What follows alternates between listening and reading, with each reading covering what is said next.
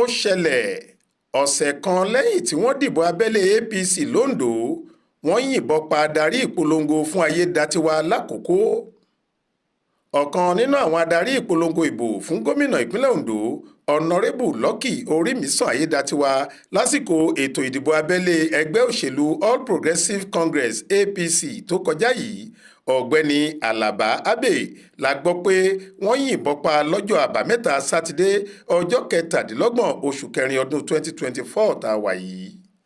ìṣẹ̀lẹ̀ yìí la fìdí rẹ̀ múlẹ̀ látinú àtẹ̀jáde kan tí adarí àpapọ̀ ẹgbẹ́ tó ń polongo ìbò fún Ayédatiwa nípìnlẹ̀ Ondo ọ̀gbẹ́ni Káyọ̀dé Fáṣùà fi síta lọ́jọ́ àìkú Sunday ọjọ́ 28 oṣù kẹrin yìí.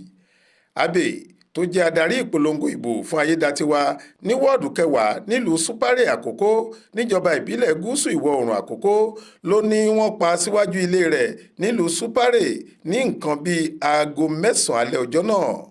Ó ní Abbey yìí tún jẹ́ ọ̀kan pàtàkì nínú àwọn tí ẹgbẹ́ APC yàn láti ṣètò ìdìbò abẹ́lé ọ̀hún, nínú èyí tí ọ̀gá wọn ọ̀nàrẹ́bù Lucky Ayédatiwa ti wọlé.